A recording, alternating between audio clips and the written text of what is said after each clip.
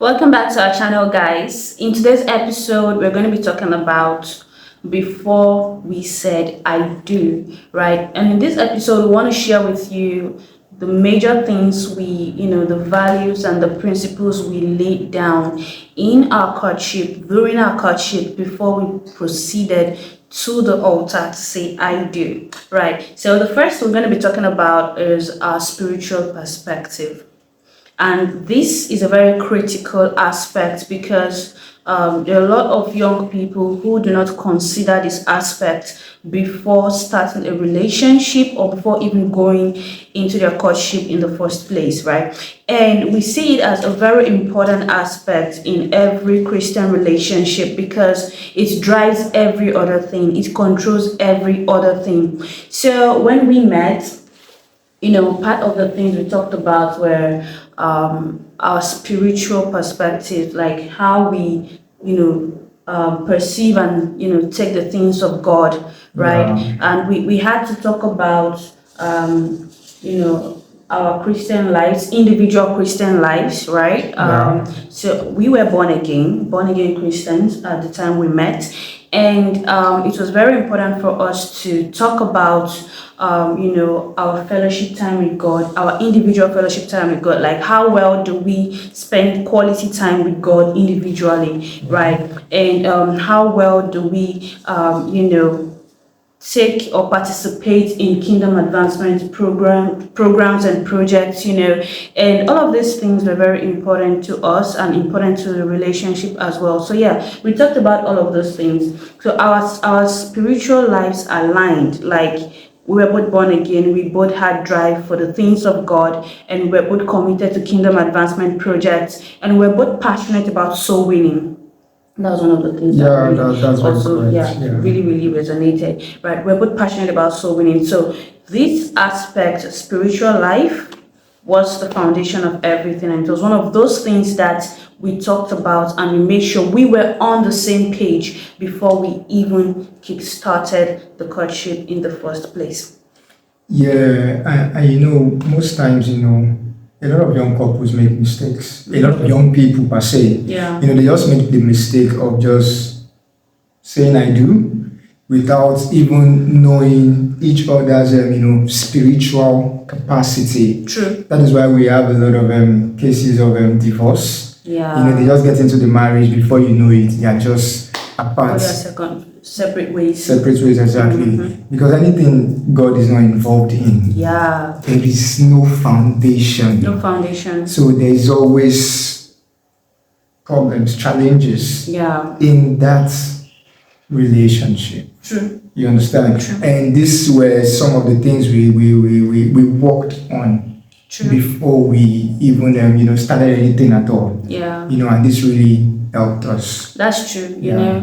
It was very important to us because we've also seen situations of maybe one of the couple would be more spiritually aligned, yeah. and would expect certain things from the other person spiritually, and at the end of the day, that person is not able to meet up because the person has not grown to that stage, Exactly. or the person does not share the same mindset spiritually, or the person is not so much committed to his or her spiritual life, and yeah. it becomes a conflict because they start trying to find balance, and at the end of the day, they're not able to manage each other. It was one of those things, like we needed to align spiritually, we needed to, share the same mindset spiritually, have the same spiritual perspective, and it really helped us. Yeah. And not just that. A lot of people will say they are Christians. Yeah. But at the end of the day, when you go deep down, you realize that their Christian life is not even solid. It's zero to the bare minimum. It's just the tie to the religious tie to the God. I was having a discussion with a friend Yeah. who is having issues in his marriage. Okay. And he said when they were courting, the lady was a solid Christian, according to him. He did not even make his own investigation. He just assumed that since she's a church goer, Yeah. automatically she's a Christian. she's a Christian, I mean. But that was not really the case, because after the marriage and after the courtship and everything, and it got into the main marriage business, it started seeing other things. Wow. So it's always very, very important that we go deep down before taking it to the next level. Like, be sure that your partner is a Christian. So if you are a Christian, you're a committed Christian, you are a practicing Christian, because we're not talking about being a Christian like for the title's sake. Like, if you are a child of God, committed child of God, be certain that your partner is also on the same page with you. Because trust me, you can't give what you don't have. You cannot force a partner that is not committed to God to become committed because of love. That's the truth. So you cannot change anyone. You can't change a person. So someone who is not aligned with God cannot be aligned with God after you've married him or her. Don't think because of the love or because of the marriage the person will change. No, you need to make sure that alignment is existing from the onset, like from before you even start the courtship, so that there will be no issues. It won't look like you are both deceiving each other and you're trying to impose your own spiritual values on the other person. Right. So that's it for the spiritual perspective. Yeah. Then the financial perspective, we had a clear goal on what we were focusing on our targets financially. And our goals aligned. True. Because we had to sit down and discuss about our 5 years goals, right? And our expectations financially. These are some of the things that young people rarely discuss because they don't want to disclose how much they are earning. During our courtship, I was so open that I told her how much I was earning per time. Whenever money comes into my hand, I call her immediately, babe, this is the amount that has entered into my hand. But a lot of young people are not open to that discussion, and this is always a big challenge, in the marriage. That's true. That's true. Money drives a lot of things in the marriage, right? Drives a lot of things, and if you both cannot share the same, or if you do not share the same mindset financially, it's become a problem, right? And you see one person being interested in investment and the other person is saying, why should we invest? It's a waste of money. And you see another person will be, proposing, having a savings account and all of that. And the other person will be like, why should we have a savings account? I need to use the money now. And you see another person might be a lavish spender and the other person is telling you don't spend money like this.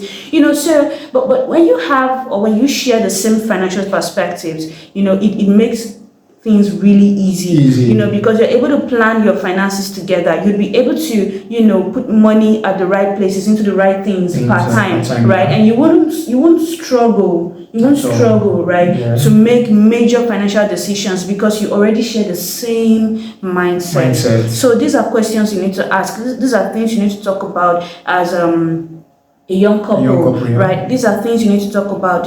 Your financial perspective, what is the other person's perspective about finances? How does the other person handle money? What does the other person perceive, when it comes to money? How does the person behave? Does money even change the other person? These are questions you need to ask. Because some people, money is a big deal. Like once they get money, they just change. Automatically. It's not the same person that I used to know, So these are questions that you need to address, as a young couple. I would believe that even as Christian couples, your financial perspectives should align. It's very important. It's very, very important. I mean, everything should align, especially finances, because finances, have a way of changing a lot of things. Before we met, I used to be a lavish spender. But I don't have plans for my money. It just, as it comes, I spend it. I just spend it. But the moment we met, she's a financial literate.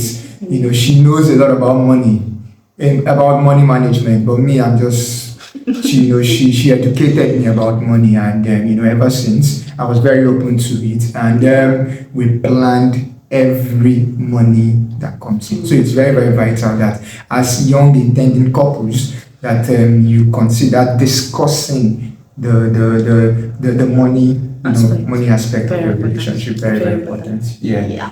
So this takes us to the sexual aspect. perspective. Yeah. So these aspects, in this part of, not just this part of the world, like in the world right now, generally, it's very, very difficult, for young people to actually abstain. Because they feel once you're in a relationship, like the major thing that drives the relationship is sex. And trust me, that's not true, because it's based on your personal decision. It's a personal decision. True. It is not what would make your relationship more beautiful or less beautiful, actually, especially if you're still unmarried, right? So while we were before we started our courtship, it was one of those things that we discussed, like we needed to make sure that we were on the same page in that aspect, right? As Christians, like born again Christians, it was one of those things that we ruled out. Like we were very intentional about that. Like it has to be sexual purity, all true. Like until we were married, we saved that for marriage. And trust me, it was worth it, right? Yeah, it was worth it. Yeah. And the beautiful thing is that if you are going into a relationship as a Christian, you have to define all of these things, right? Being in a relationship, or because you love someone, should not be a yardstick for you to break certain principles. As a child of God, you don't break certain principles in the scriptures because of love. God himself is love, and he wouldn't break his own principles, right? So why should we, as his children, and at the end of the day try to justify it in the name of love, right? So these are things that we should discuss, we should spell out. Fornication is fornication, doesn't have any other name. That is what it is, right? So either you're doing it with someone you intend to marry or someone you love, until you are married before it is actually legal. Of course. Biblically, right? So so this was part of the things that we discussed, and we actually shared the same mindset about as born again Christians. And I remember, a lot of things are going on. I remember one year like that. It's a long time ago. A long time ago. I actually met someone who was interested in starting a relationship with me and all. And one of the things that he was saying was, because he was asking, right, that what about sex in a relationship? And I said, well, for me personally, I do not believe in premarital sex. It has to be like after the marriage and all. And he was like, I know that sex is one of those things that will prove that I love him. That's the scamming. That's just the way it is. Yes. Gets gets these ladies, right? So, and he was like, that's what's gonna prove that I love him. And I was like, oh wow, that means I don't love you. Because I'm not ready to prove anything to you, And honestly, that was the end of that proposal. So, like, it just made me to understand that people are looking for different things, honestly. So, not everybody that comes to you that approach you actually has an intention of doing lifetime with you. So you have to be wise when you're making all of these decisions. And another thing is, sex is spiritual. It is not just fun or physical activity. It is spiritual. So the moment you're having it with someone, just know that there is, a certain type of exchange happening between you and that person spiritually. So you have to prepare yourself, prepare your mind, for things like this. And it is best advised not to venture into such, while you are yet unmarried. At least wait until you are married to that person, and then you know that, okay, there is nothing hindering you. Of course, you have a lot of time to explore. A lot of exploration to do. I mean, it's a long time thing. It's a long time thing you would enjoy for the rest of your life. For the rest of your life. So why do you rush into it? Right. At the end of the day, it's no longer special. It was a commandment. Do not fornicate. That was the commandment from God. So why would we disobey the commandments, and do what we please?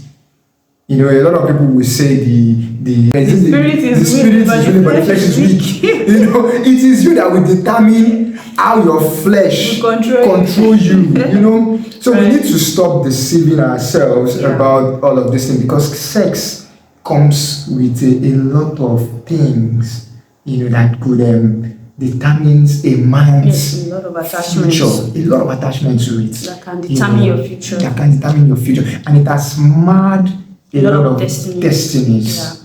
today. True. You know, I mean, this topic of sex is something we are going to do a very long, video on it, because Yeah. it's something we need to dive deep into. Very You know, but I mean, just stay tuned. We have a lot. We have a lot for you guys. We will let you know.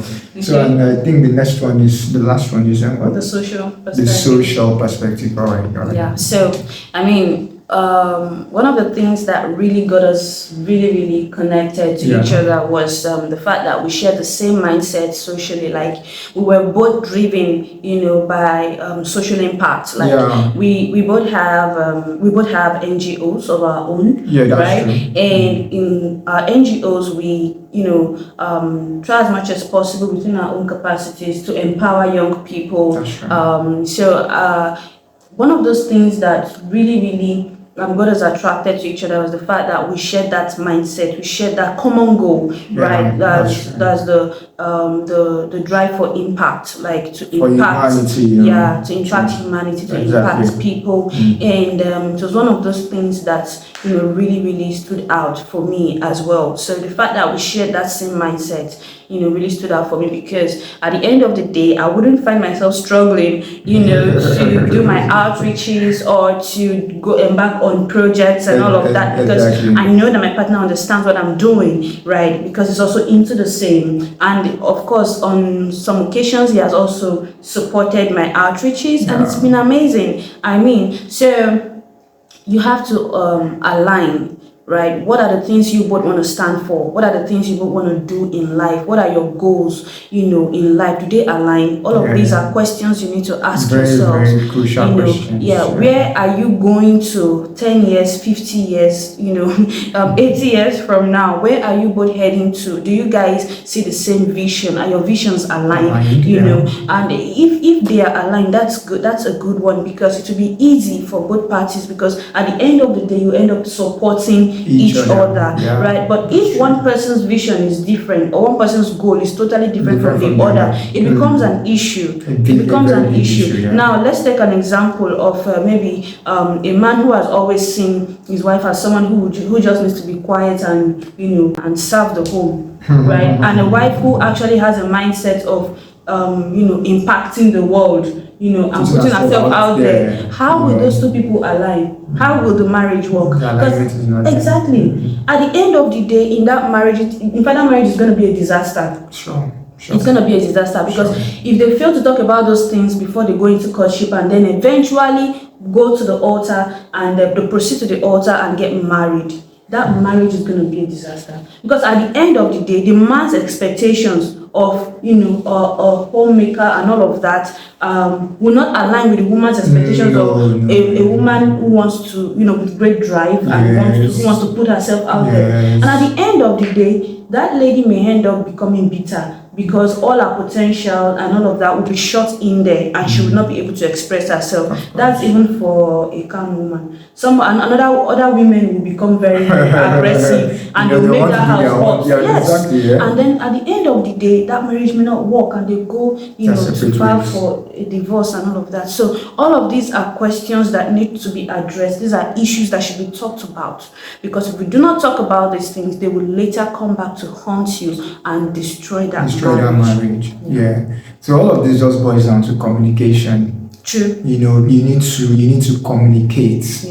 How well are you communicating will determine how well your relationship will go. Because without communication, I mean, it looks as if you are housing two warriors and two kings, cannot stay in one place, So it is always important that before we proceed to the altar, that we communicate. Communication is key. Very key in everything we do. Very key. And transparency. Very, very important. Very important. Mm-hmm. Transparency in everything. In everything. In everything, exactly. So all right. So we hope you learned something from this video today. Can you let us know in the comments? We want to know what you learned. We want to know what your take home is from this video. And please remember to drop a comment as well, and share this video. And also put on the notification bell because we have a lot more. A lot lined up. You can't imagine what we have. A lot lined up for you. Yeah. Thank you so much for watching, guys. Till we'll see you next time again. Bye for now. Bye for